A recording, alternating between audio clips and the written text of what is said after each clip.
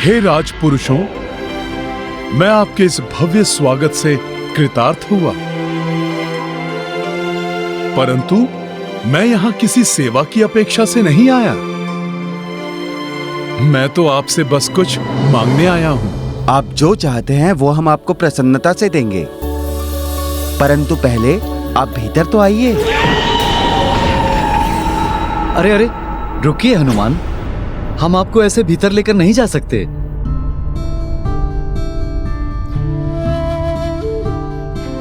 आप तो हमारे लिए ईश्वर के समान हैं, इसलिए पहले हम श्रद्धा पूर्वक आपके चरण धोएंगे। आप लोग कृपया ऐसा ना करें। मैं तो मात्र एक साधारण वानर हूं। हे कपीश्वर, आपके चरणों में तो परम प्रताप है।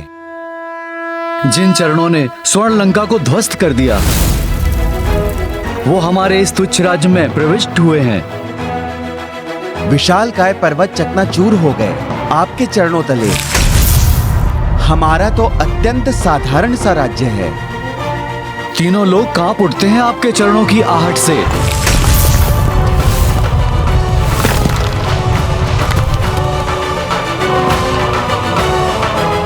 फिर हमारा निवास तो अत्यंत साधारण है। यदि आप हमें अपनी सेवा का अवसर दे रहे हैं तो हमारे राज्य की सुरक्षा के लिए ही सही एक अवसर देने का कष्ट करें। कृपा कर हमें अपने चरण धोने के बहाने इन्हें परखने का ही अवसर दे दीजिए। उचित है।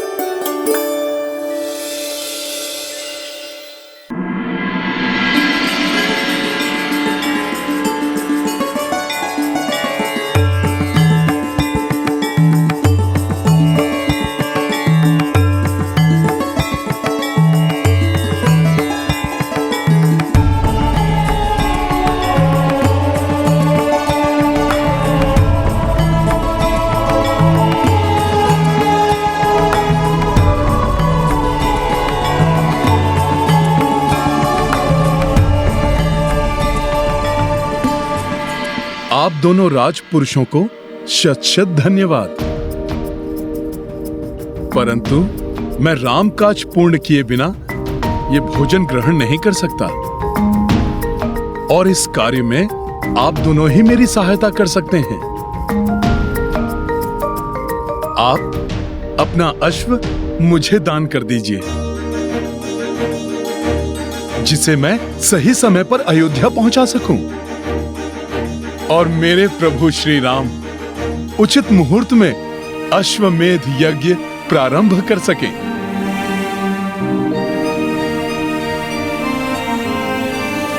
भैया कुशल, हमारा अश्व चुना गया है प्रभु श्री राम के अश्वमेध यज्ञ के लिए। अब इसके परिणाम स्वरूप हमारे नारायणपुर में सब कुशल मंगल ही होगा। हे राम भक्त, हम दोनों भ्राता अपने अश्व को देने के पूर्व एक बार उसे भोजन कराकर विदा करना चाहते हैं। यदि आप हमें इतना समय दें तो हम कृतार्थ रहेंगे।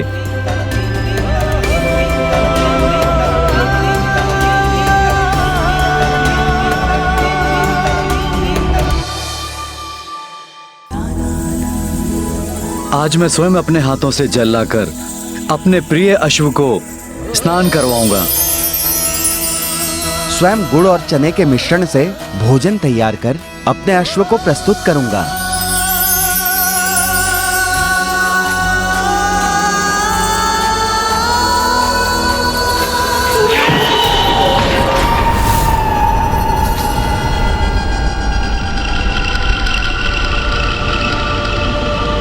भ्राता, ये हम क्या कर रहे हैं?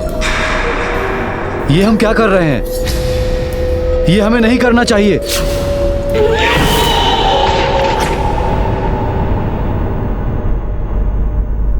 क्या हुआ? कुशल और मंगल अभी तक क्यों नहीं आए? मुझे देर हो रही है। मुझे देखने जाना चाहिए, नहीं तो मैं सूर्योदय के पूर्व अश्व प्रभु श्री राम तक कैसे पहुंचा सकूंगा?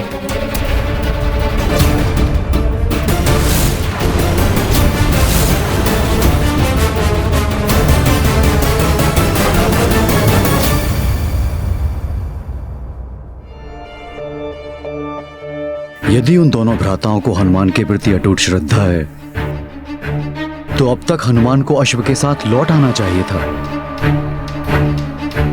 गुरुदेव, आप निश्चिंत रहिए, हनुमान अवश्य ही शीघ्र लौट आएंगे।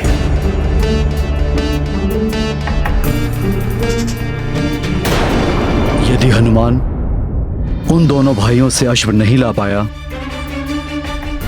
तो कई वर्षों तक यज्ञ का मुहूर्त नहीं होगा।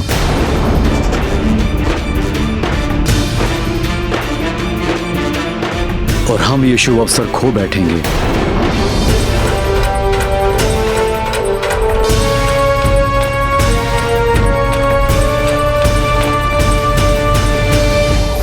उस वानर को हम ये अश्व नहीं दे सकते। वो तो मुझे कोई बहरूपीय प्रतीत होता है। ये एक छलांग में समुद्र को लांघने वाले हनुमान नहीं हो सकते। हाँ, मुझे भी ऐसा ही प्रतीत होता है। हनुमान जी ने तो आवश्यकता पड़ने पर पर्वत उठा लिया था।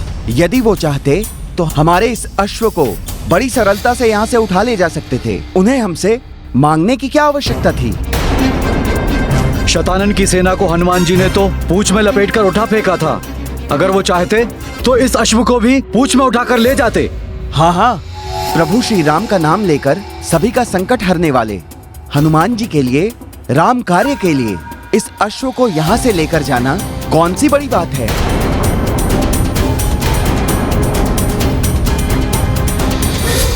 प्रभु विष्णु के भक्तों के साथ मैं भला ऐसा कैसे कर सकता था?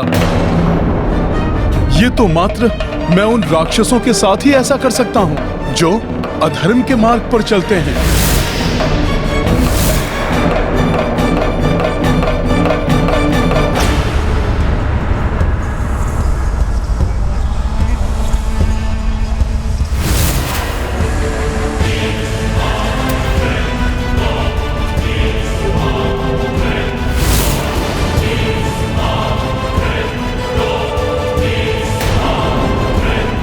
कौन हो तुम? ये क्या कह रहे हैं आप? किसने आने दिया इस वानर को यहाँ पर? बिना अनुमति के यहाँ आने का दुस्साहस कैसे किया तुमने? अभी तो आपने मेरा स्वागत किया था और अभी आप मुझे पहचानने के लिए भी तैयार नहीं।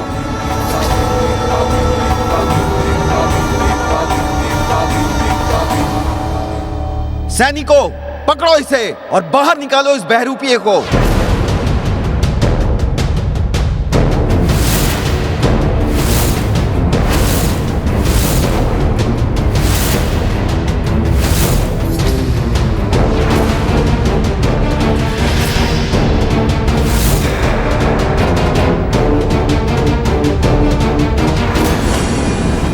सोच बदलकर आसक्ति को अनासक्ति में बदल दिया मैंने।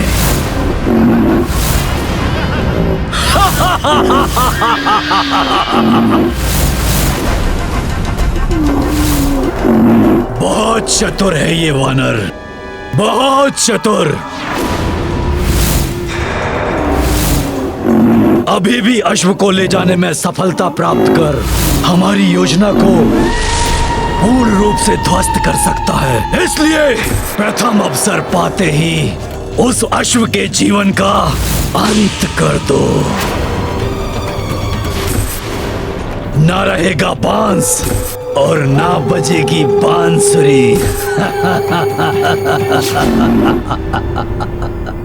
अकस्मात ही इनके विचार कैसे परिवर्तित हो गए?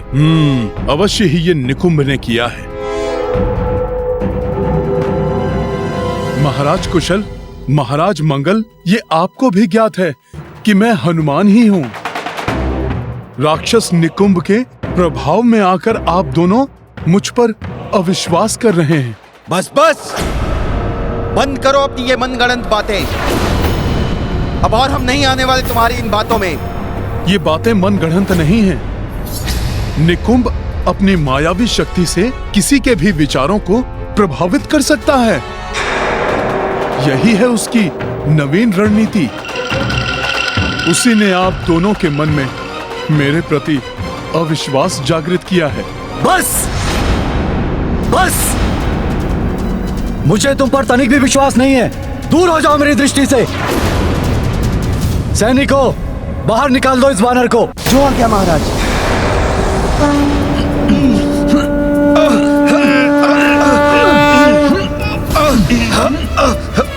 ये वानर तो बहुत शक्तिशाली है।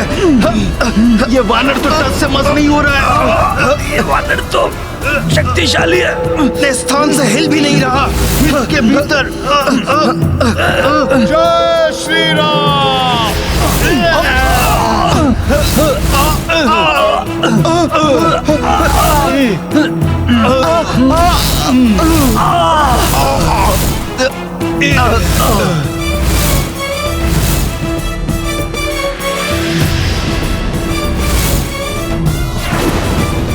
सैनिकों, इस वानर को उठा के फेंक दो बाहर।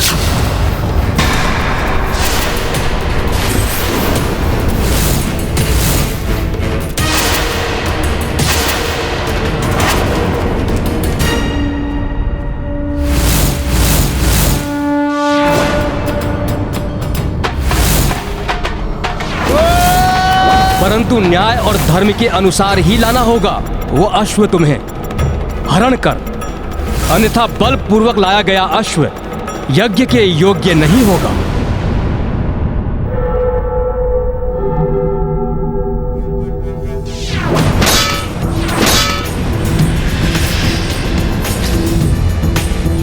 मेरा विश्वास कीजिए, मैं यहाँ युद्ध करने के लिए कदापि नहीं आया हूँ।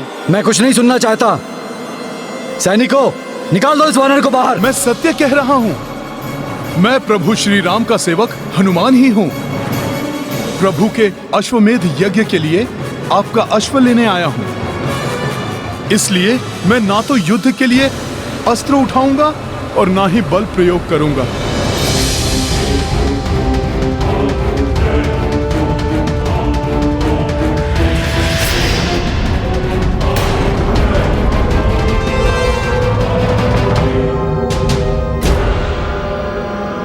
वो चतुर वानर भले ही इन भाइयों के मस्तिष्क को मेरे प्रभाव से मुक्त करा ले, परंतु मेरे महाबली पंचासुर उस अश्व का अंत कर देंगे।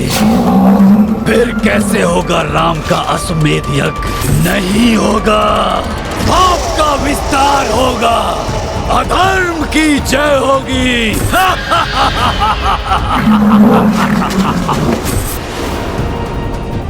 बहुत सुंदर हो तुम अश्व, किंतु तुम्हारा अंत करना आवश्यक है।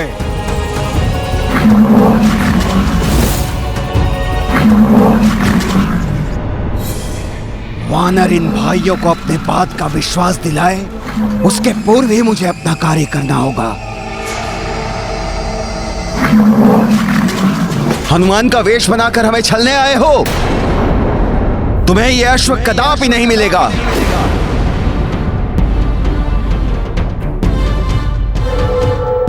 तुम्हें यहां से बाहर निकालने के लिए मुझे नारायणपुर की संपूर्ण सेना का बल प्रयोग भी करना पड़े तो भी करूंगा। सैनिकों,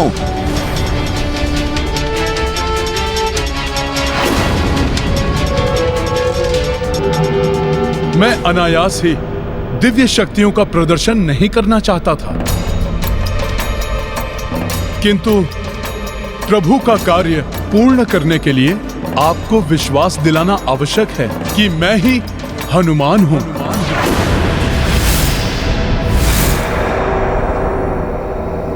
जय श्री राम।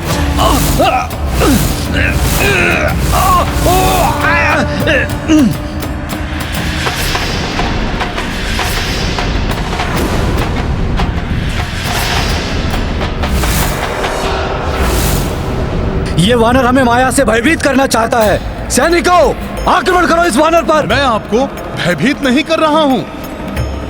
मैं तो आपको विश्वास दिलाने के लिए ऐसा कर रहा हूं कि मैं वही हनुमान हूं जो अपना आकार बढ़ाकर संजीवनी के लिए पर्वत उठाकर लाया था।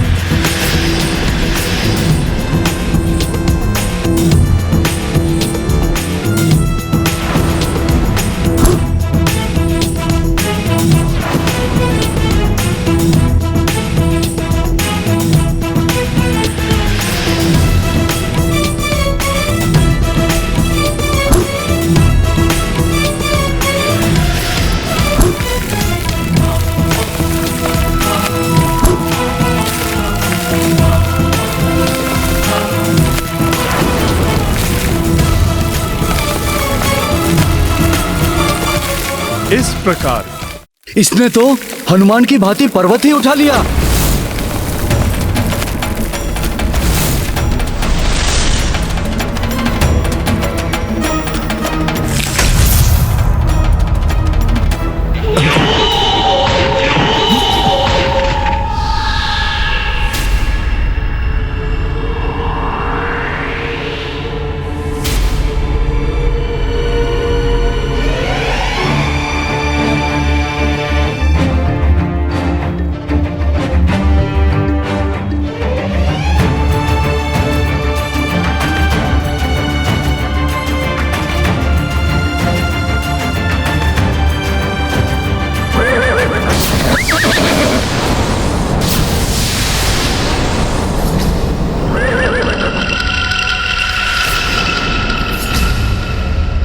अश्व की ध्वनि इतनी तीव्रता से क्यों हिनहिना रही है ये?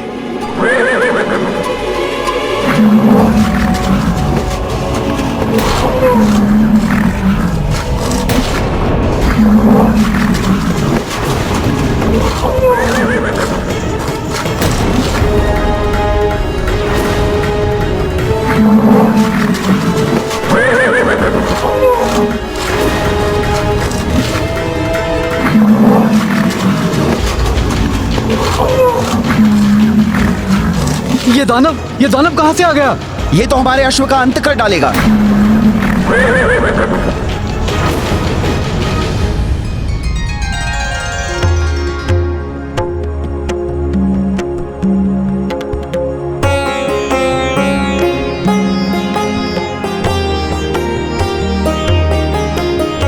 अश्व को वहां स्नान कराना है,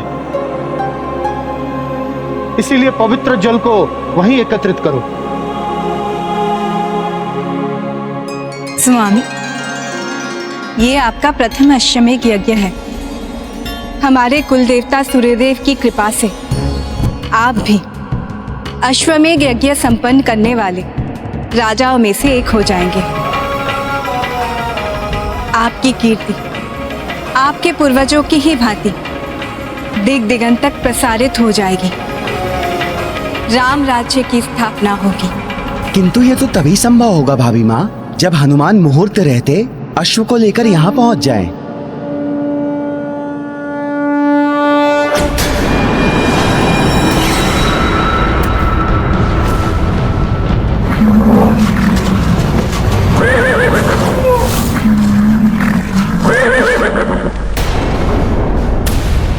अच्छा, तो और भी दानव हैं यहाँ।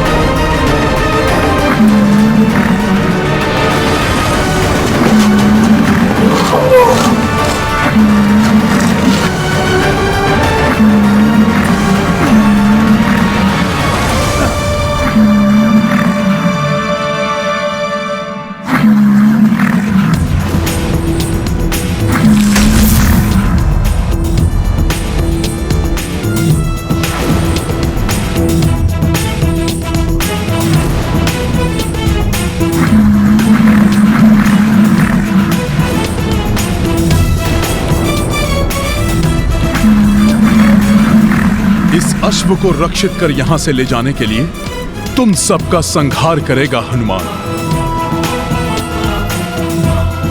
हमें क्षमा कर दीजिए हनुमान जी, जो हम आप पर अविश्वास कर बैठे।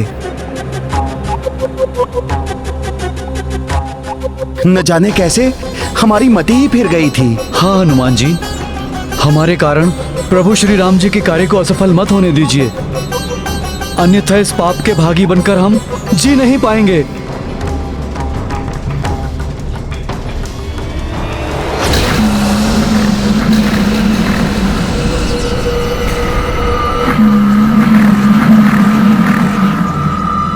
सूर्योदय होने को है। मुहूर्त के लिए अधिक समय शेष नहीं है। अब मुझे शीघ्र ही इन असुरों को समाप्त करके अश्व को समय रहते अयोध्या पहुंचाना होगा।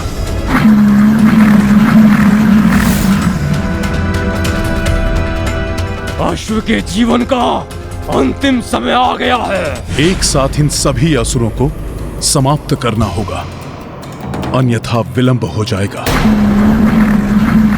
जय श्री राम।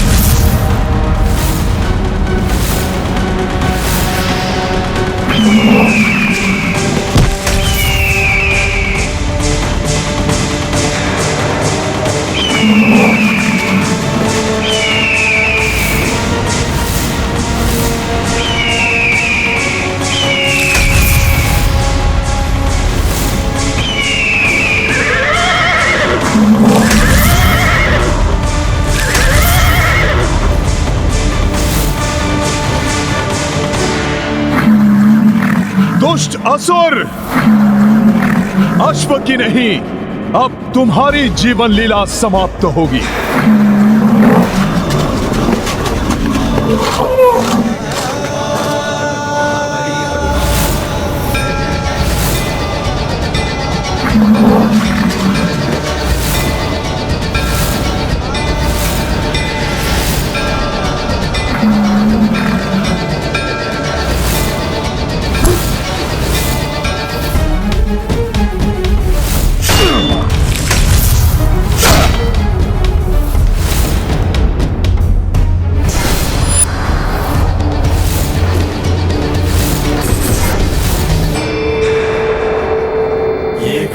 महाबली हनुमत की, रुचिकर लीला राम भगत की। जय जय जय रघुनंदन राम, जय जय जय महाबली हनुमान। पंच रूप पवन सुत धारे, पांचहु दानव क्षण में संहारे। जब सहाय बलि हनुमाना, राम काज में को व्यवधाना। ये गाथा महाबली हनुमत की, रुचिकर लीला राम भगत की। जय जय जय रघुनंदन राम, जय जय जय महाबली हनुमान। जय जय जय रघुनंदन राम, जय जय जय महाबली हनुमान।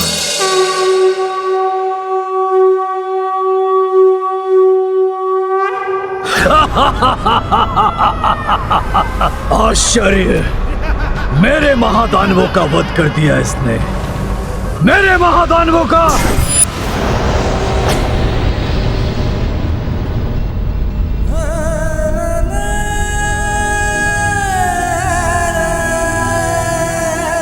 प्रभु श्री राम के अनन्य भक्त हनुमान, हमसे बड़ी भूल हुई है, हमें क्षमा कर दीजिए।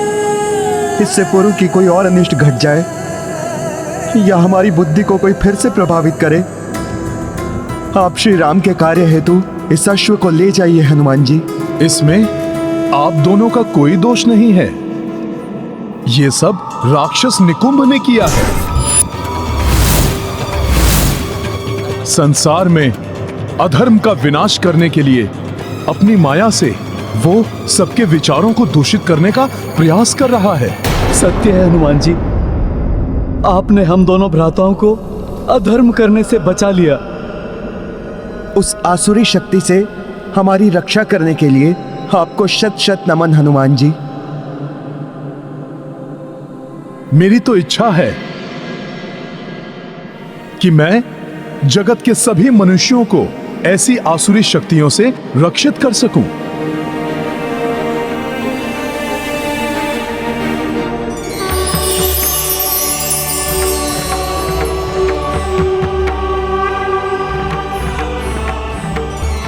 प्रणाम ब्रह्मदेव। हनुमान, तुम तो सदैव से ही सबके संकट मोचन रहे हो। तुम्हारी इच्छा अवश्य पूर्ण होगी। मैं सृष्टिकर्ता ब्रह्मा ये विधान करता हूं कि अब से जिस भी घर एवं नगर के द्वार पर श्री राम का नाम लिखा होगा एवं तुम्हारे पंचमुखी रूप की प्रतिमा होगी, वहां कोई भी बुरी शक्ति या राक्षसी सोच प्रवेश नहीं कर पाएगी और तुम्हारी पंचमुखी प्रतिमा घर की 5 दिशाओं से रक्षा भी करेगी।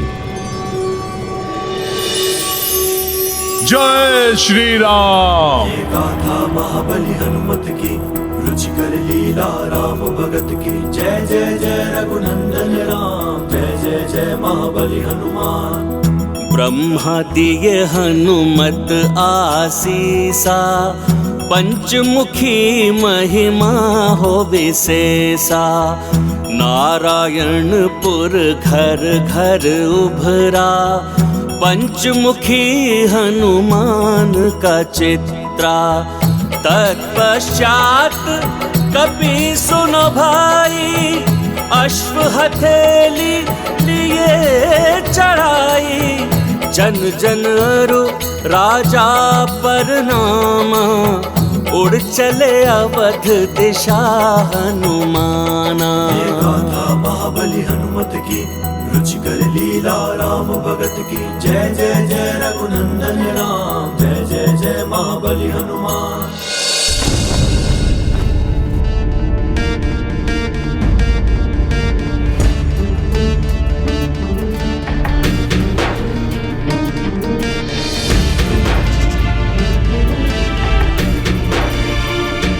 उषा काल की लालिमा छा चुकी है क्षितिज पर। अब किसी भी क्षण सूर्यदेव की प्रथम रश्मि यहाँ की धरा को स्पर्श कर सकती है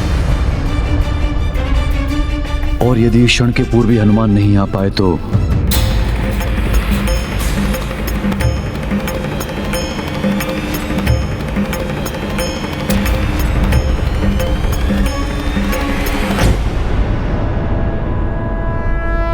हनुमान आ गए।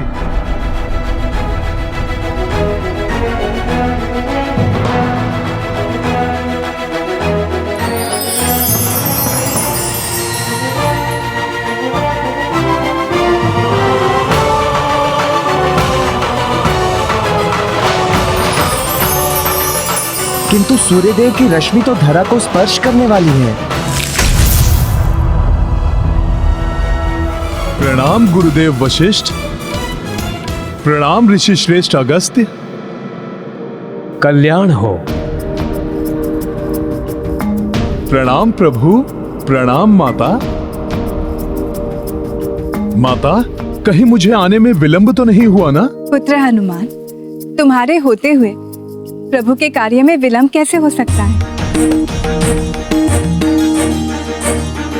माता, ये कार्य भी मैं प्रभु के प्रताप से ही पूर्ण कर पाया। अब प्रभु के अश्वमेध यज्ञ के संपन्न होते ही चहुं ओर धर्ममय सुखमय राम राज्य की स्थापना हो जाएगी। माता, और तब राक्षसी सोच को विस्तारित होने का अवसर ही नहीं मिलेगा। हनुमान, यदि तुम चाहते हो कि सुख में राम राज्य स्थापित हो जाए, तो जब तक अश्व पूजा होती है तब तक तुम्हें जाकर एक और महत्वपूर्ण कार्य करना होगा। ऋषि श्रेष्ठ, आप आदेश दीजिए। तो सर्वप्रथम तुम ये बताओ कि अश्वमेध यज्ञ के विषय में तुम्हें कितना ज्ञान है एवं यज्ञ के अश्व का क्या महत्व है।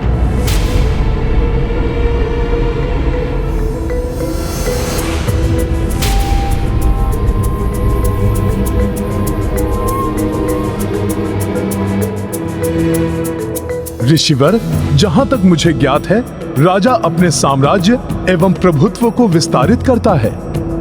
अश्व जिस राज्य से होकर निकलता है, उस राज्य के राजा को यज्ञ करने वाले राजा की अधीनता स्वीकार करनी होती है।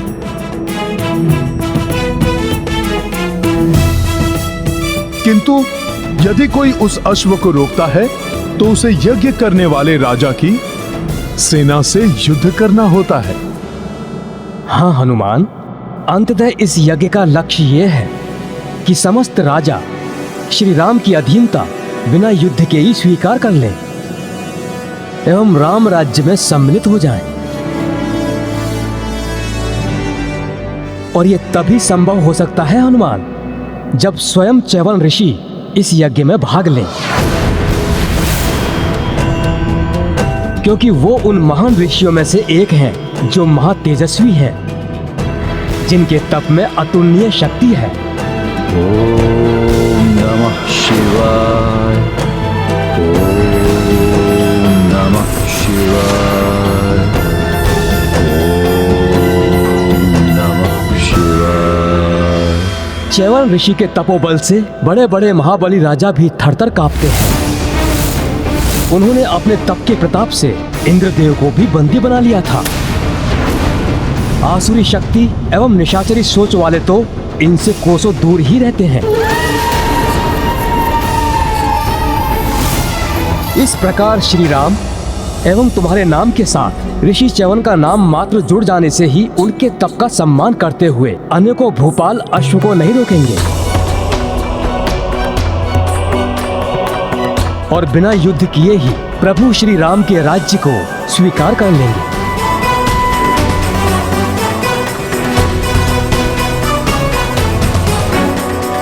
परंतु ऋषि च्यवन सरयू किनारे तप कर रहे हैं, शीघ्र कुपित हो जाते हैं वो।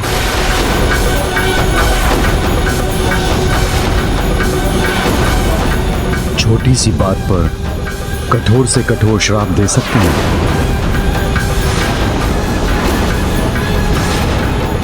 उन्हें यज्ञ के लिए यहां ला पाना लगभग असंभव ही है हनुमान।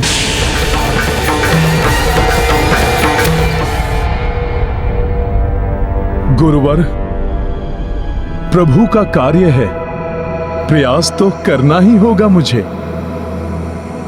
किंतु किसी कारण से रुष्ट होकर उन्होंने पुत्र हनुमान को श्राप दे दिया तो?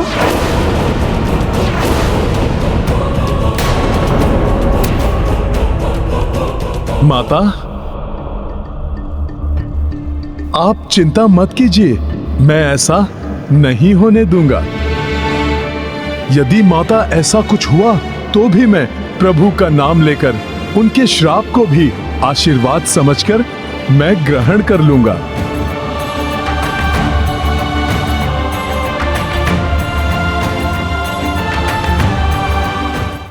माता, किंतु मैं ऋषि च्यवन को लेकर अवश्य आऊंगा। कार्य कितना भी जटिल हो, किंतु बिना किसी संकट के समय रहते यदि वो कार्य कोई कर सकता है तो वो मात्र हनुमान ही है।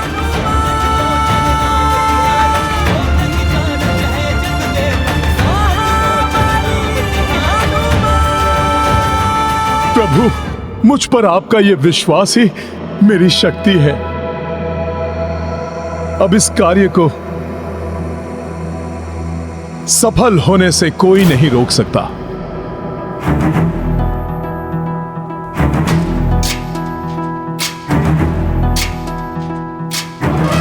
प्रभु, आप बस मुझे आज्ञा दीजिए।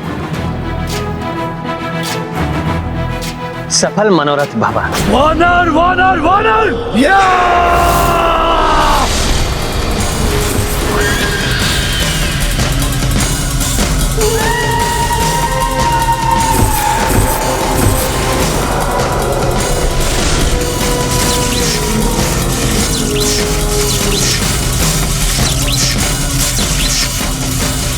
ये वानर ही मेरी राह का रोड़ा है। अश्व को अयोध्या पहुंचाया और अब चैवन ऋषि को लाने चल दिया। नहीं, चैवन ऋषि के आने का अर्थ है राम राज्य की शीघ्र स्थापना। तब हम आसुरी सोच से पतित नहीं कर पाएंगे मनुष्यों को। तो कैसे होगा पाप का विस्तार, कैसे होगी अधर्म की जय?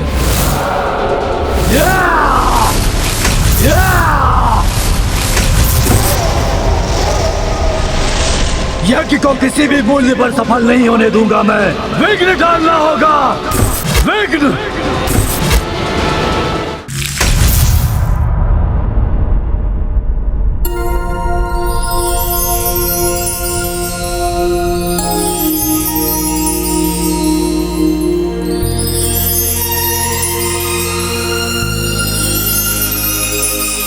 कैसी सात्विक ऊर्जा उपस्थित है यहाँ चहुं ओर। ओम नमः शिवाय। सत्य ही कहा था ऋषिवर अगस्त्य ने। तप के तेज से यहाँ का संपूर्ण वातावरण शुद्ध, पवित्र एवं दिव्य बना हुआ है। ओम नमः शिवाय। च्यवन ऋषि भी आसपास ही कहीं होंगे।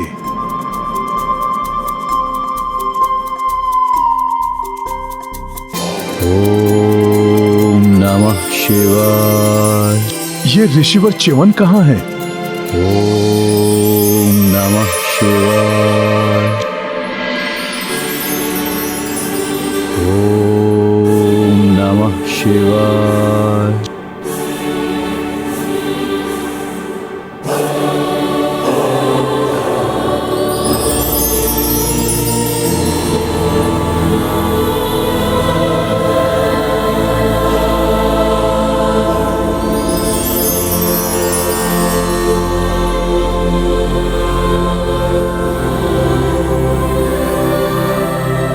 तप का ऐसा अद्भुत एवं विचित्र तेज, ऋषिवर च्यवन भी इतने युवा, आश्चर्य है।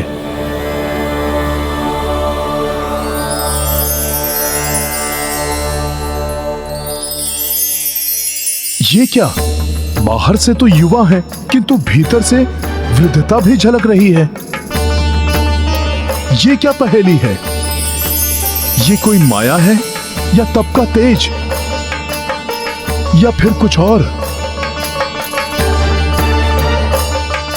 वहीं रुक जाओ और निकट जाने का साहस मत करना।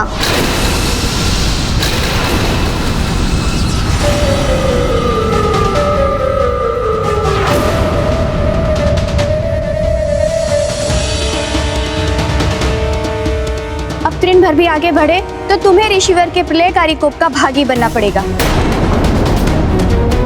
कौन हो तुम? प्रणाम माता। मैं प्रभु श्री राम का सेवक हनुमान हूं। मैं ऋषिवर के तप में विघ्न नहीं डालूंगा, किंतु प्रभु श्री राम के अश्वमेध यज्ञ के लिए मुझे शीघ्र ही ऋषिवर को अयोध्या लेकर जाना है। उसके लिए तो तुम्हें ऋषिवर के मंत्र जाप के संपन्न होने तक प्रतीक्षा करनी होगी।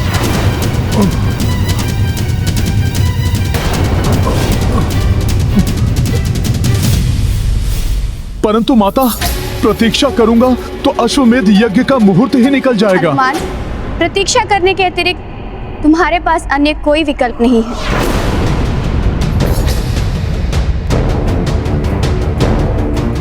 ओम नमः शिवाय। माता, कोई तो विकल्प होगा जिससे ऋषिवर कुपित भी न हो और ध्यान से जागृत भी हो जाएं। नहीं, अपितु किसी ने उनका ध्यान भंग किया तो उसे कठोर दंड देते हैं ऋषिवर। मैं भी दंड भोग रही हूँ। एक भूल के कारण जीवन भर के लिए इनकी दासी बनना पड़ा मुझे। माता, जीवन भर के लिए दासी? ऐसा क्या हो गया था आपसे? ये एक लंबी कथा है, सुनना चाहोगे? हाँ माता, किंतु नहीं नहीं माता, समय बहुत अल्पशेष है। आज मैं कथा के लिए क्षमा चाहता हूँ। माता, अभी तो मुझे ऋषिवर को ध्यान से जागृत करने के लिए कोई उपाय ढूंढना होगा।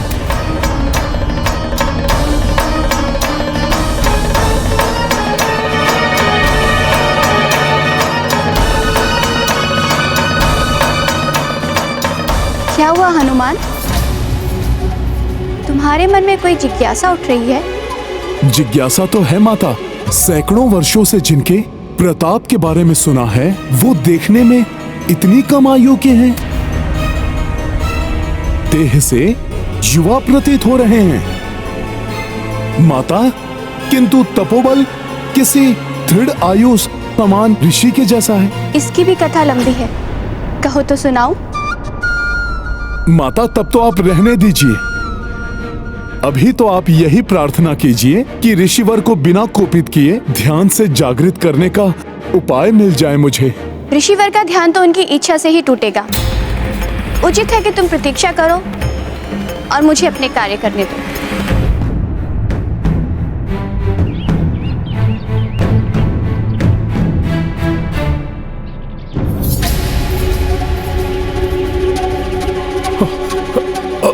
माता, माता, माता, माता, जल लाने में मैं आपकी सहायता करूं?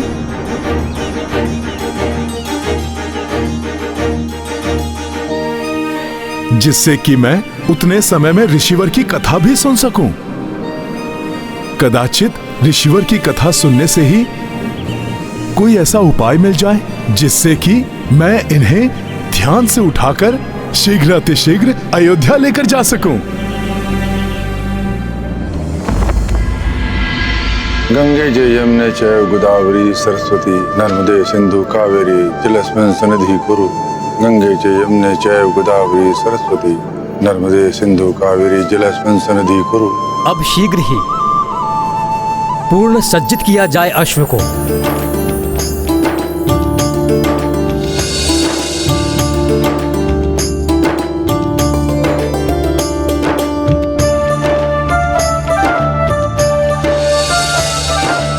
पुत्र राम, अब आपको सूर्यवंश के चिन्ह से अंकित जयपत्र को अश्व के मस्तक पर बांधना होगा।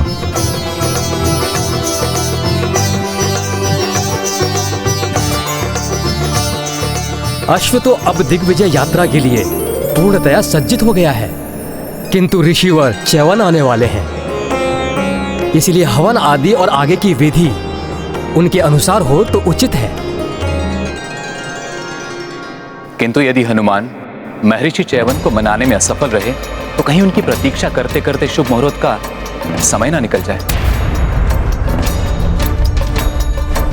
हमने सदैव हनुमान पर विश्वास किया है और उन्होंने सदैव हमारे विश्वास की लाज रखी है। हनुमान आज भी असफल नहीं होंगे।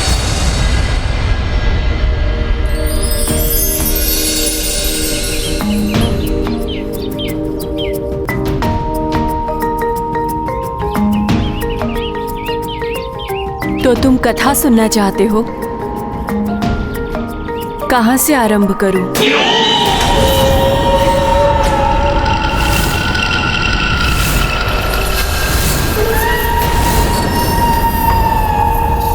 कोई और भी है यहाँ हमारे आसपास? कहीं राक्षस निकुंभ तो नहीं यहाँ पहुंच गया?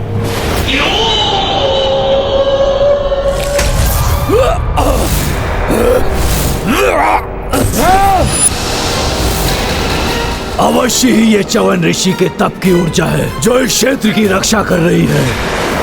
ऋषि, ऐसे ही नहीं जाने दूंगा मैं तुम्हें, और अधिक शक्ति का संचय करके आऊंगा मैं। हनुमान, प्रतीत हो रहा है कि तुम्हें आसपास किसी दुष्ट शक्ति का आभास हो रहा है। हाँ माता, कोई तो दुष्ट आत्मा है यहाँ। उसकी चिंता तुम मत करो हनुमान। ऋषिवर के तपोबल के प्रभाव से कोई भी दुष्ट आत्मा यहाँ नहीं आ सकती। तब तो ऋषिवर के विषय में जानना बहुत आवश्यक है मेरे लिए। कदाचित मेरी समस्या का हल वहीं से निकल आए। उचित है हनुमान। तो सुनो, बहुत समय पूर्व की बात है। ऋषिवर च्यवन कठोर तप में लीन थे। दिन बीते, मास बीते और फिर वर्ष।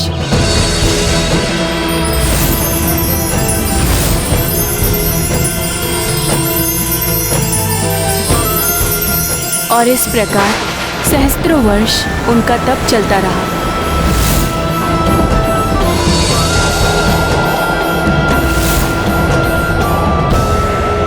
समय के साथ ही उनके तप का तेज इतना अधिक बढ़ गया था कि उनके नेत्रों से प्रज्वलित ऊर्जा निकलने लगी।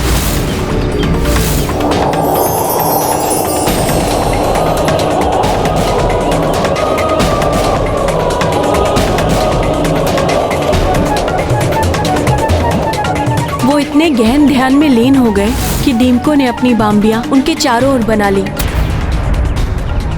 फिर भी उनकी तपस्या अनवरत चलती रही। उनके तप की तरंगे संपूर्ण वातावरण को प्रभावित कर रही थी। उनके नेत्रों से निकलने वाली प्रज्वलित ऊर्जा बाम्बी के छिद्रों से बाहर निकलकर कौतूहल जगा रही थी।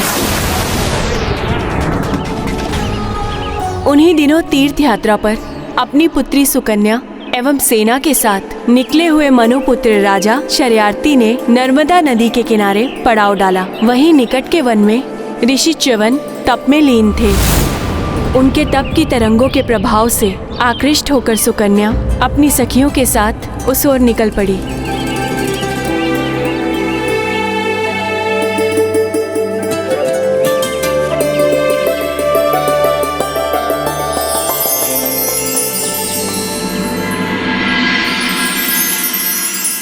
शीघ्र ही राजकुमारी सुकन्या च्यवन ऋषि की देह पर बनी हुई बाम्बियों के निकट पहुंच गई और उनके दो छिद्रों से निकलते हुए प्रकाश को देखकर उसका कौतूहल और बढ़ गया।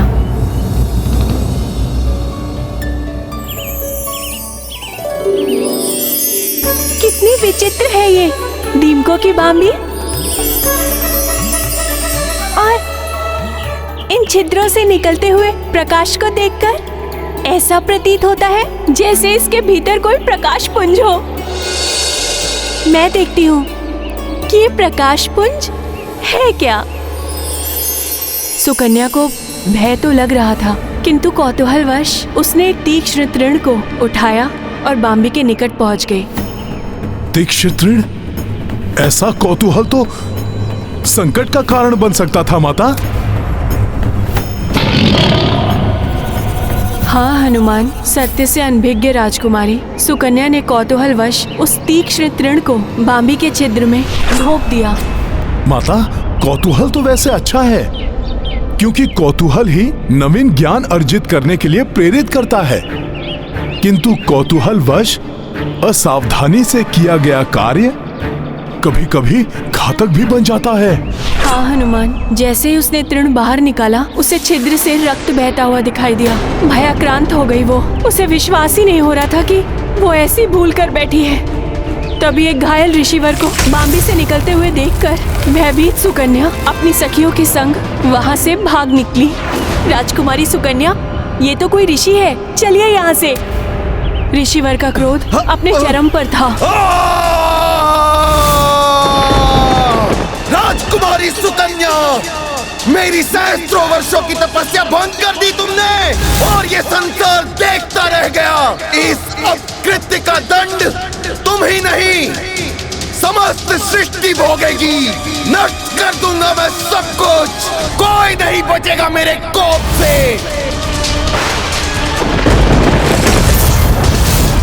ये तो बहुत ही बुरा हुआ माता। ऋषिवर के क्रोध का ऐसा झंझावात उठा कि सृष्टि के पंचभूत तत्व भी असंतुलित हो उठे। वायु महाप्रचंड वेग से सब कुछ उड़ाने लगी।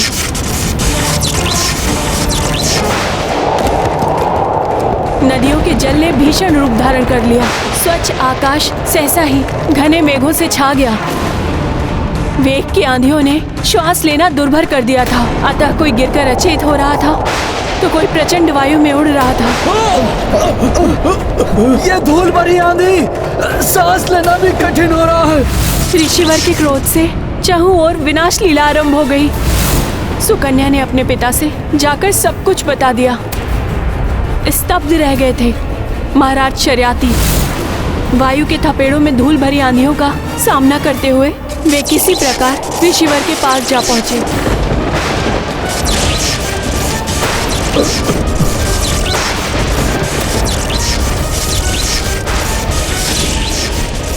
क्षमा ऋषिवर, क्षमा। मेरी पुत्री के इस कृत्य के लिए मैं क्षमा चाहता हूँ। अपने इस कोप को शांत कर लीजिए ऋषिवर। प्रकृति असंतुलित हो चुकी है। शांत हो जाइए ऋषिवर, शांत हो जाइए। महाराज शर्याती की क्षमा याचना का ऋषि के कोप पर कोई प्रभाव नहीं पड़ा और उसे देखकर सुकन्या भी उनके चरणों में गिर पड़ी। सृष्टि में प्रलय की स्थिति उत्पन्न हो रही है ऋषिवर। भूलवश हुए अपराध का इतना बड़ा दंड मत दीजिए सृष्टि को।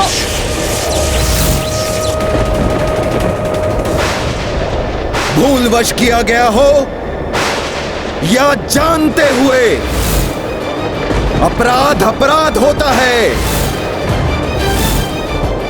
और अपराधी को दंड मिलना चाहिए।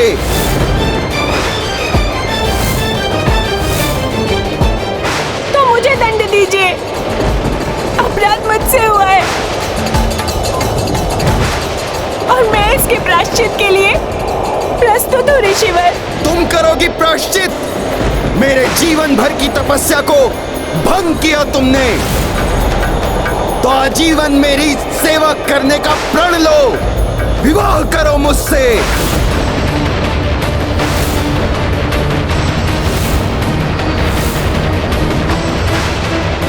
नहीं नहीं, मेरी पुत्री सुकुमारी है और आप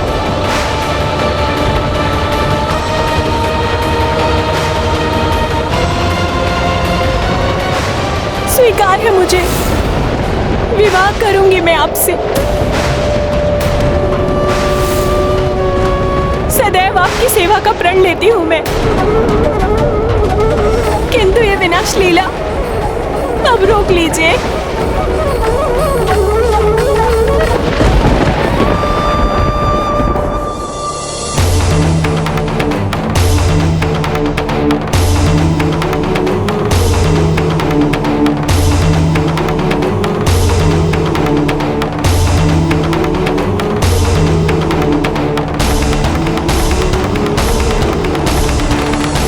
ये तो अनुचित था माता। फिर क्या हुआ? विवाह हुआ या नहीं?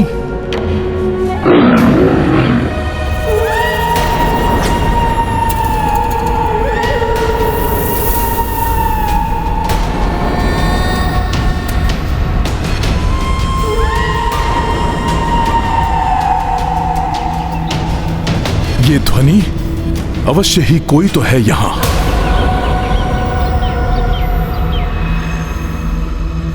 विवाह हुआ हनुमान। सुकन्या अपने पति को इष्ट देव मानकर दिन रात उनकी सेवा में जुट गई। पतिव्रत धर्म का पालन, सदाचरण एवं वर्षों की अनवरत सेवा को देखकर एक दिन ऐसा भी आया जब ऋषिवर सुकन्या पर प्रसन्न हो गए।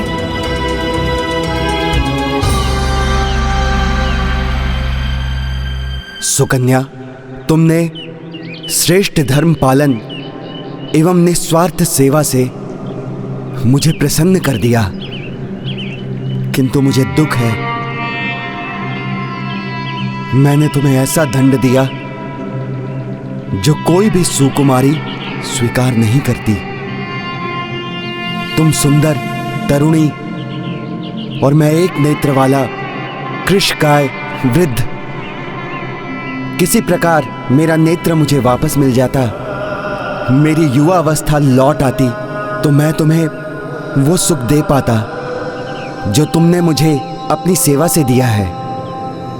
ऐसा संभव है ऋषिवर? प्रणाम ऋषिवर। प्रणाम माते। आप? मैं अश्विनी कुमार हूं ऋषिवर। पिताश्री सूर्यदेव और माता प्रभा का पुत्र, चिकित्सा विज्ञान एवं औषधीय शास्त्र से परिपूर्ण आयुर्वेद का विशेषज्ञ हूं मैं आपको ऐसी औषधि प्रदान कर सकता हूं जिससे आपका एक नेत्र एवं आपका यौवन लौट आएगा और आप मुझसे भी अधिक सुंदर और हृष्टपुष्ट दिखाई देने लगेंगे। किंतु प्रतिफल स्वरूप पहले आपको यज्ञ में अन्य देवताओं की भांति मेरे लिए भी हविष्य अर्पण करना होगा, जिससे कि मैं भी देवताओं की पंक्ति में बैठने का अधिकारी बन सकूं।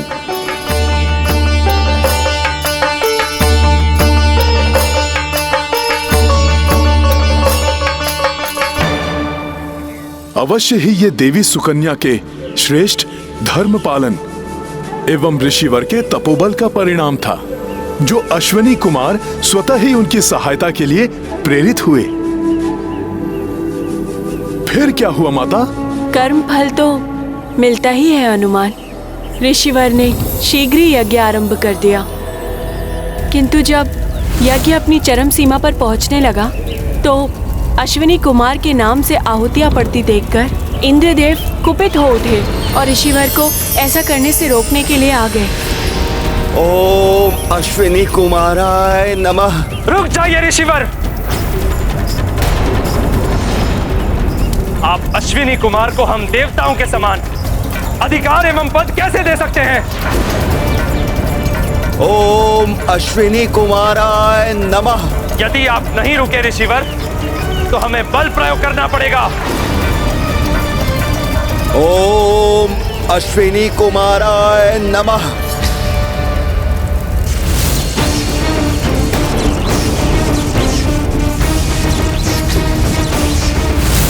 ओम अश्विनी कुमाराय नमः। आप ऐसे नहीं रुकेंगे ऋषिवर।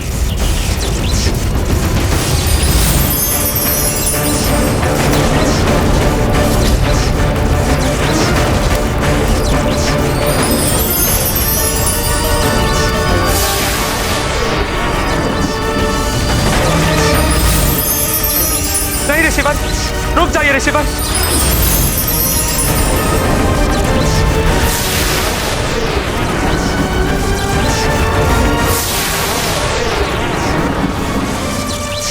क्षमा ऋषिवर च्यवन, क्षमा। रोक लीजिए अपने कोप को। मैं वचन देता हूं कि आपकी इच्छा अनुसार अब से अश्विनी कुमार को हम देवताओं के समान ही वे सम्मान और भविष्य के अधिकारी होंगे।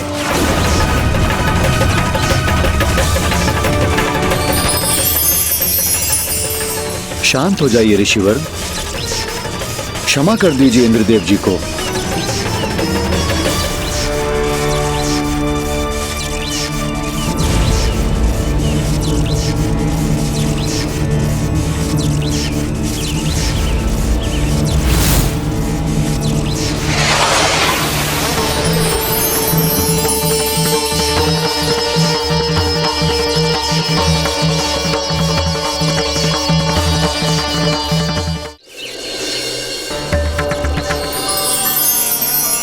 आपने मुझे देवताओं के समान अधिकार दिलाए, आपको धन्यवाद ऋषिवर।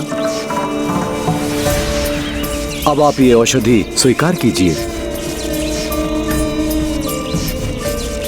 इसके सेवन से आपकी दृष्टि लौट आएगी और आप पुनः युवावस्था को प्राप्त हो जाएंगे।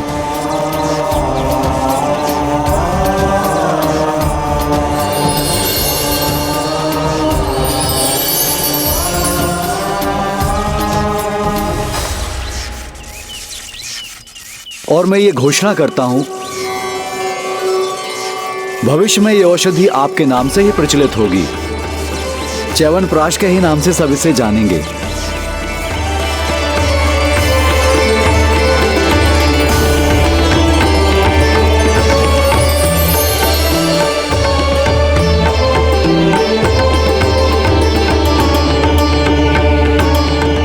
तत्पश्चात उस औषधि के प्रभाव से ऋषिवर के नेत्र वापस आ गए और ऋषिवर एवं सुकन्या दोनों का यौवन पुनः वापस आ गया।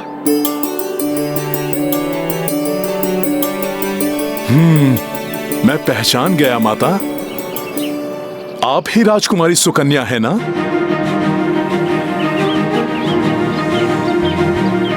माता, आप दोनों की कथा से मुझे इतना तो ज्ञात हो गया है कि ऋषिवर मात्र शीघ्र कुपित ही नहीं होते, अपितु वो भावुक भी हैं, न्याय भी करते हैं। हो सकता है इन्हीं सब के मध्य से ऋषिवर को ध्यान से जागृत करने का कोई उपाय निकल आए। हाँ हनुमान, लक्ष्य को ध्यान में रखकर निरंतर आगे बढ़ने वाला ही लक्ष्य को प्राप्त कर सकता है।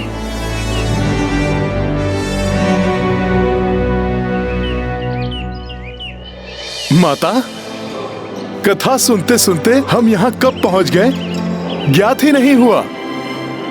अब मैं जल भर कर लाता हूँ।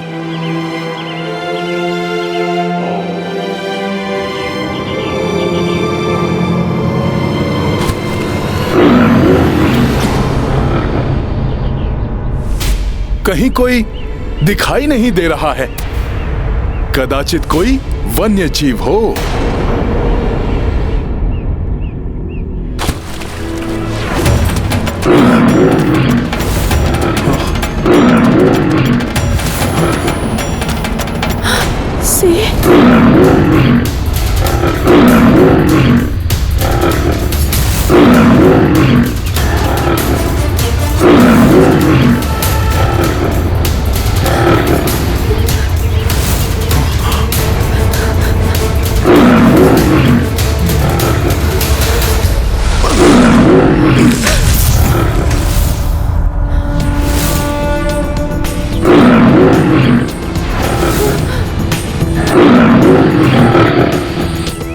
भयभीत होने की कोई आवश्यकता नहीं है माता, मैं संभाल लूंगा सिंह को। रुक जाओ हनुमान, जीव हिंसा ऋषिवर के सिद्धांतों के विपरीत है, विशेष रूप से वन जीवों की हिंसा के वो पूर्णता विरुद्ध है। इसलिए तुम इस सिंह को आहत मत करना। ये स्त्री मेरा आहार है वानर, इसलिए मेरे मार्ग से हट जाओ, मैं बहुत भूखा हूँ। ऋषिवर च्यवन के सिद्धांतों के अनुसार मैं तुम्हें आहत नहीं करूंगा वनराज, किंतु तुम्हें माता को भी आहत नहीं करने दे सकता।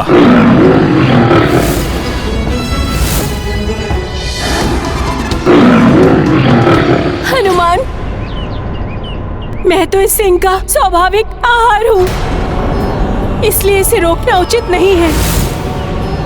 और यदि मेरी देह से किसी जीव की क्षुधा शांत होती है तो ये मेरा सौभाग्य ही होगा। यदि तुमने माता को आहार बना लिया तो ऋषिवर च्यवन की रक्षा कौन करेगा? उन्हीं के सिद्धांतों के कारण तुम सब वन्य जीव इस वन में सुरक्षित रहते हो, इसलिए उचित होगा कि तुम लौट जाओ। वानर, ये तो विधि का विधान है कि हम सिंह किसी को भी अपना आहार बना सकते हैं। यदि तुम इस स्त्री को बचाना चाहते हो तो उसके स्थान पर तुम्हें मेरा आहार बनना स्वीकार करना होगा। ये तो सत्य ही है कि ईश्वर ने सिंह को आखेट करके ही उदर पोषण का अधिकार दिया है। क्या सोच रहे हो वानर? मेरा आहार बनो, अन्यथा मेरे मार्ग से हट जाओ। हनुमान, सिंह का आहार मुझे बनने दो, तुम्हें तो अभी अनेक कार्य करने हैं। ये सत्य है माता कि मुझे अनेक कार्य करने हैं। प्रभु श्री राम के सुख में राज्य को स्थापित होते हुए भी देखना है, किंतु इन परिस्थितियों में मेरा कर्तव्य ये कह रहा है कि मुझे अपने जीवन की बलि दे देनी चाहिए।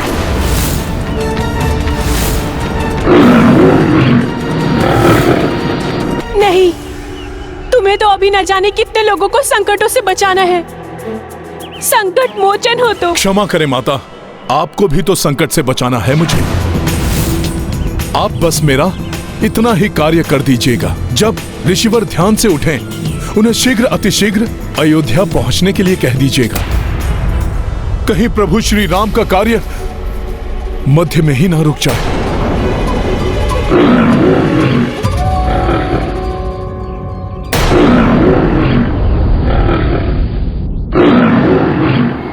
मुझे अपना आहार बनाकर अपनी क्षुधा शांत कर लो वनराज। मैं प्रस्तुत हूँ। सुकन्या के जीवन लाए, पवन तनय सिंह सम्मुख आए। स्वप्राणा भी तनिक न मोहि, संकट मोचन समना कोई। गाथा महाबली हनुमत की, रुचिकर लीला राम भगत की। जय जय जय रघुनंदन राम, जय जय जय महाबली हनुमान।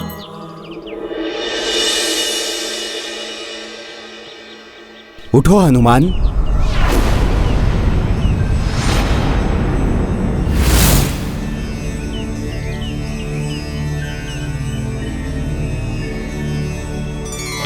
तुम्हारी परीक्षा लेने हेतु मैंने ही सिंह का रूप धरा था। हनुमान, मैं तुम्हारी धर्मपरायणता और परमार्थ के प्रति निष्ठा देखकर अत्यंत प्रसन्न हुआ। प्रणाम ऋषिवर। कल्याण हो हनुमान। कहो, क्या इच्छा है तुम्हारी? क्या वरदान दूं मैं तुम्हें? मेरे लिए तो यही सबसे बड़ा वरदान होगा ऋषिवर कि आप मेरे साथ अयोध्या चलें और प्रभु श्री राम के अश्वमेध यज्ञ में आप भाग लें। स्वयं प्रभु श्री राम ने मुझे यहां आपको लाने भेजा है। स्वयं प्रभु श्री राम ने अपने इस तुच्छ भक्त को बुलाया है। अब ये भक्त प्रभु श्री राम के आदेश का पालन करने में एक क्षण का भी विलंब नहीं करेगा। प्रभु श्री राम ने अपनी अयोध्या नगरी में अपने भक्त को बुलाकर उसका जीवन धन्य कर दिया है। मैं आ रहा हूं प्रभु श्री राम, मैं आ रहा हूं। अद्भुत है ऋषि च्यवन की भक्ति, विलक्षण है इनका प्रभु प्रेम।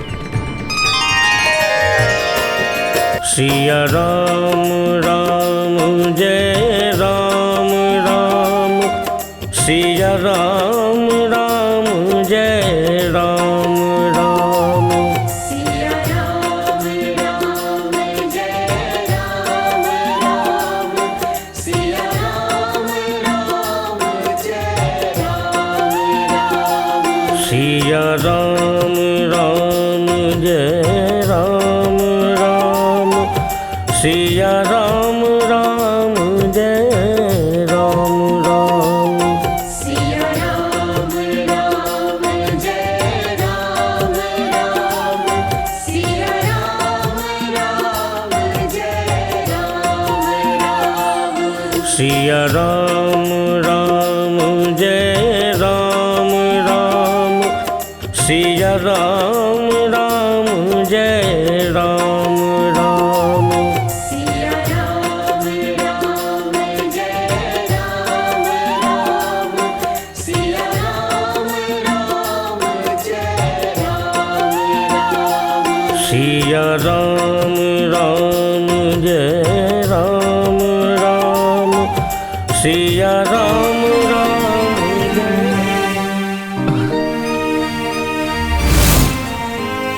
क्या हुआ ऋषिवर? आप रुक क्यों गए? तुम क्लांत हो गए हनुमान। कब तक इस प्रकार मेरे पांव के नीचे अपने हाथ रखकर मुझे कष्ट पहुंचने से सुरक्षित रखोगे?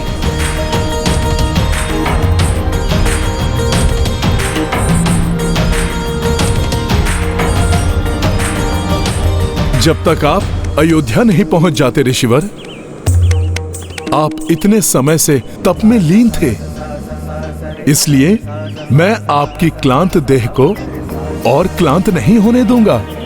अब चिंता ना करिए, प्रभु कृपा से मुझे कुछ नहीं होगा। तुम धन्य हो हनुमान, धन्य हो। तुम अभी भी अपनी नहीं, मात्र मेरी चिंता कर रहे हो। परमार्थ का ऐसा परम भाव मैंने किसी और में नहीं देखा। हे ऋषिवर, ये परमार्थ नहीं, ये तो मेरा परम स्वार्थ है। आप जैसे राम भक्त की सेवा कर मैं तो अपने प्रभु श्री राम की ही सेवा कर रहा हूं।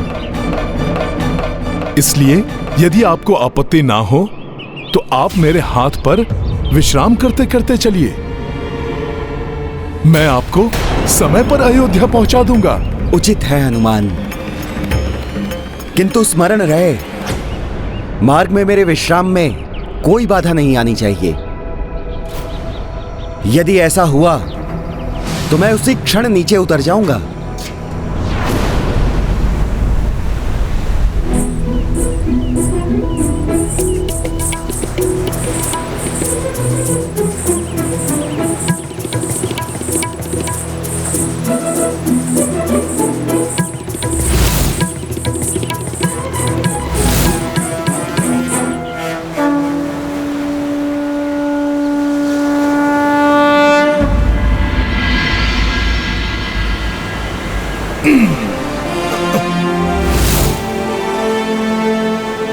यदि उड़कर गया तो कहीं विश्राम करते हुए निद्रा में ऋषिवर की पकड़ ढीली पड़ गई तो वो गिर सकते हैं। इसलिए मुझे चलकर ही जाना चाहिए। जय श्री राम।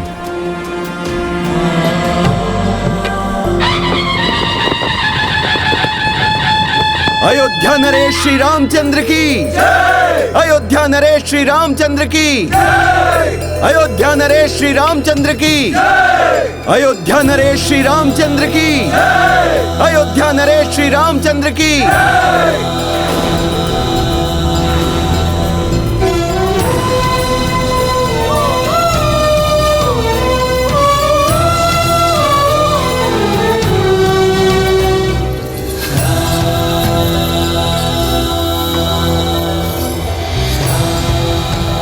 दूर दूर से अनेकों ऋषि मुनि, राजा महाराजा एवं अन्य अतिथि पधार चुके हैं।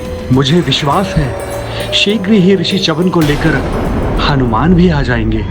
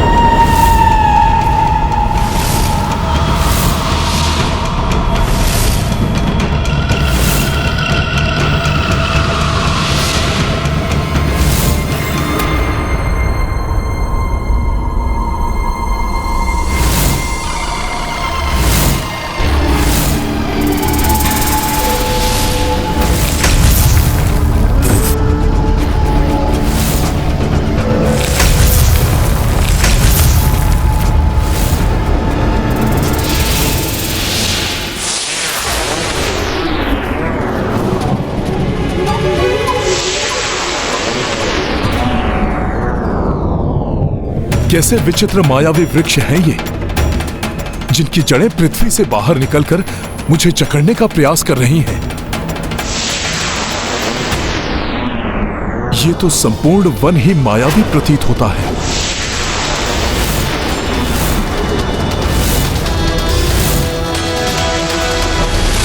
इस प्रकार तो ऋषिवर की निद्रा भंग हो सकती है। फिर उनका क्रोध जागृत हुआ तो अनर्थ हो जाएगा। मार्ग में मेरे विश्राम में कोई बाधा नहीं आनी चाहिए। यदि ऐसा हुआ तो मैं उसी क्षण नीचे उतर जाऊंगा। और हाँ हनुमान, मेरी निद्रा भी भंग नहीं होनी चाहिए, अन्यथा मेरे क्रोध की ज्वालामुखी फट सकती है।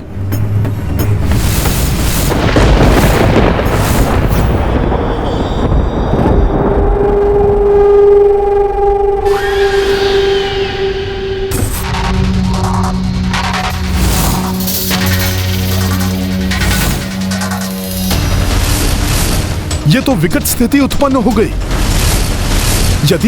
यदि मैं झटक कर इन जड़ों को अपने पांव से मुक्त करता हूं तो ऋषिवर की निद्रा भंग होने की संभावना है। और यदि मेरे पांव मुक्त ना हो तो आगे ही नहीं बढ़ पाऊंगा मैं। फंस गया मरकट मेरे मायावी जाल में।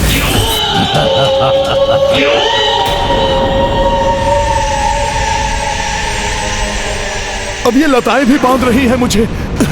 शीघ्र ही मुझे इस संकट निवारण का कोई उपाय सोचना होगा।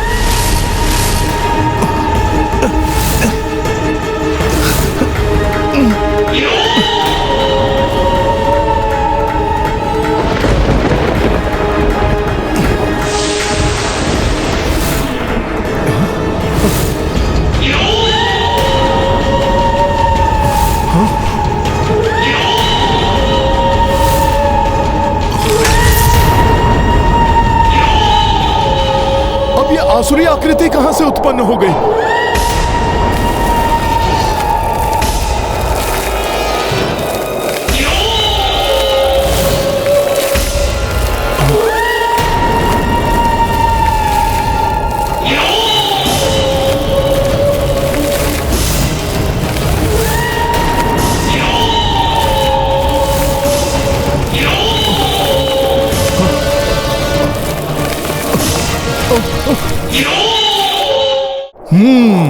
समझ गया,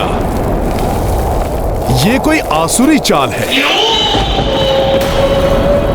ऋषिवर के विश्राम को भंग कर उनके कोप को जागृत करने की, जिससे कि वो मुझे ही दंड दे दे और मैं उन्हें अयोध्या तक न ले जा सकूं। किंतु मैं ऐसा कदापि नहीं होने दूंगा।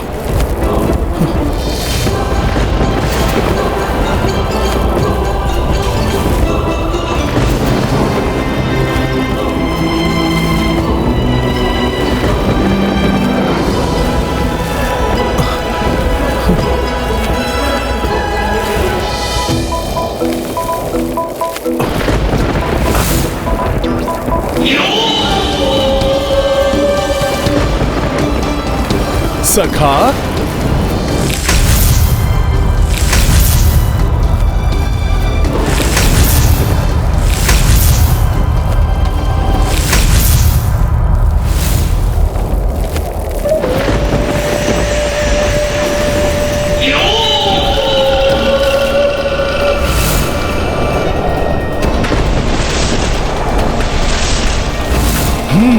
तो ये उपाय है इस दुष्ट के मुख को बंद करने का। सखा,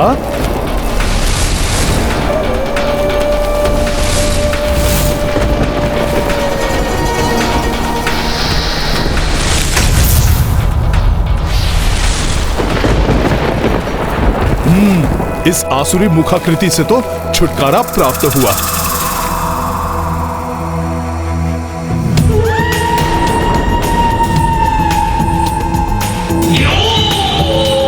ये काली आसुरी आकृतियां अभी भी यहां हैं,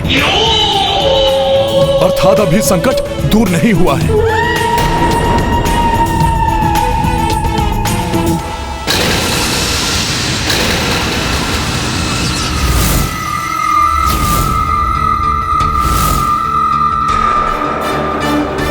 ऋषिवर को आहत नहीं होने दूंगा मैं।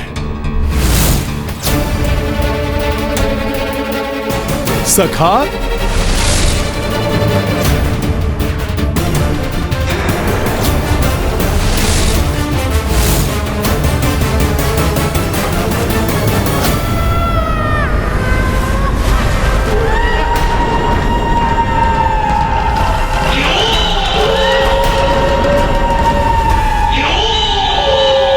इस प्रकार आगे बढ़ने में तो अपार संकट है।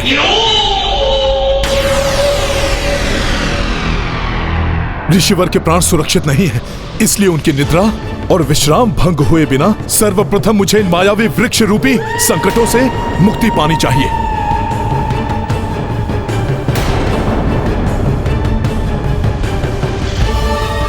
सोच सोच कर भली भांति सोचा हुआ वार करता हूँ मैं मरकाट। ये मत सोचना कि विफल हो गया निकुंभ, मेरी योजना अवश्य सफल होगी मरकाट।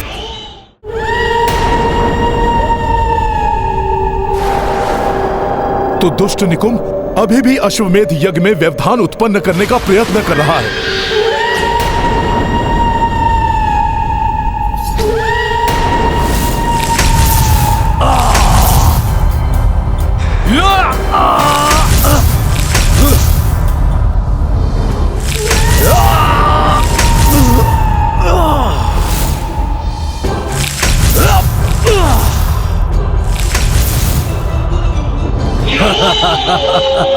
चिंतित है मरकट, होने दो चिंतित, परंतु कुछ नहीं कर पाएगा। मेरी माया से बच नहीं सकेगा वो। सर्वप्रथम ऋषिवर के विश्राम की उचित व्यवस्था करता हूं, उसके उपरांत ही इन असुरों को मार्ग से हटाऊंगा मैं। सखा,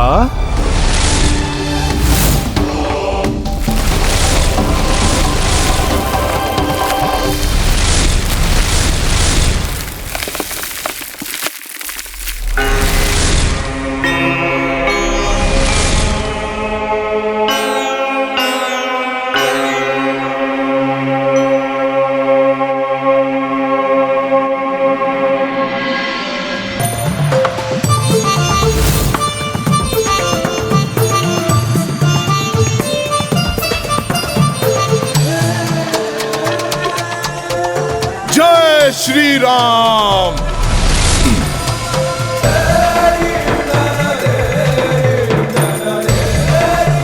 क्षमा कीजिए ऋषिवर, उन दुष्ट असुरों के कारण मुझे अपने हाथ से उतारना पड़ा आपको, परंतु यहां आपकी निद्रा भंग नहीं होगी।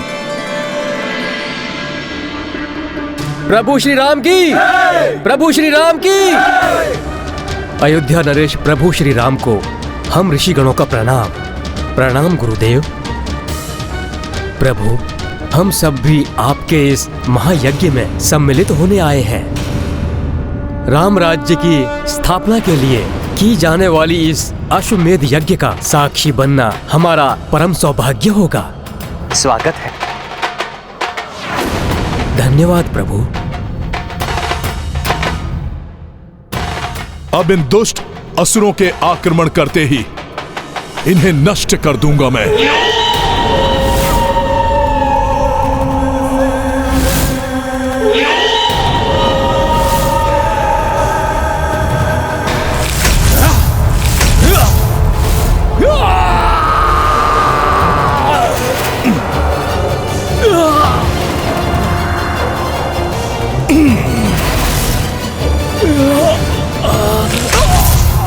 बताओ मुझे, तुम्हारे अन्य सहयोगी कहां हैं?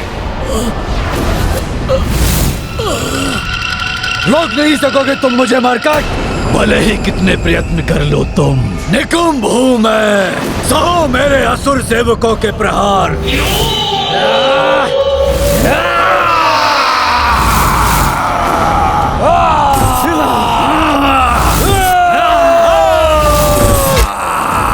तो ये संपूर्ण सेना है यहां।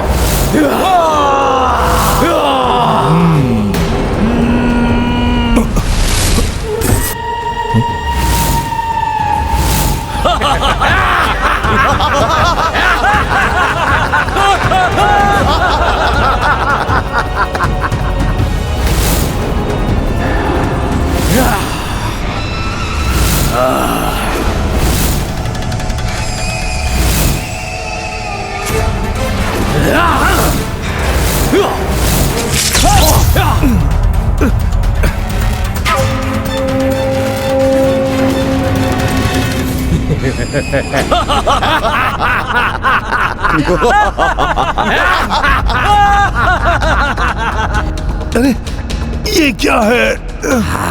मेरी दृष्टि बाधित कर दी इन मायावी कड़ों ने। अब तुम यहाँ खड़े रह जाओगे हनुमान, और हम सब आक्रमण कर इस ऋषि का वध कर देंगे। और सब वहां अयोध्या में तुम्हारी प्रतीक्षा करते रह जाएंगे, और यज्ञ का मुहूर्त बीत जाएगा।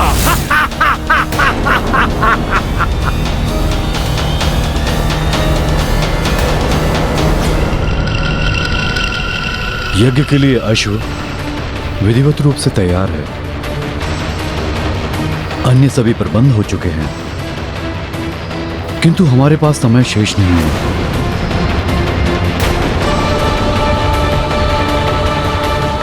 यदि ये पहर बीत गया तो मुहूर्त निकल जाएगा।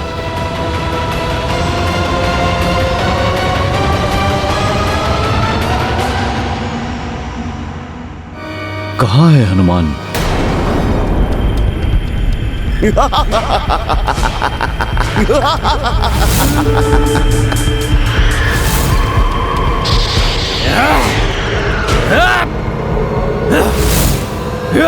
मेरी दृष्टि बाधित हो गई है। कहीं ये दुष्ट राक्षस ऋषिवर की निद्रा ना भंग कर दें। यदि ऐसा हुआ तो अनर्थ ही हो जाएगा। व्यक्ति का प्रथम कर्तव्य होता है अपने उत्तरदायित्व का भली भांति निर्वहन करना, चाहे मार्ग में कितनी भी चुनौतियां आएं।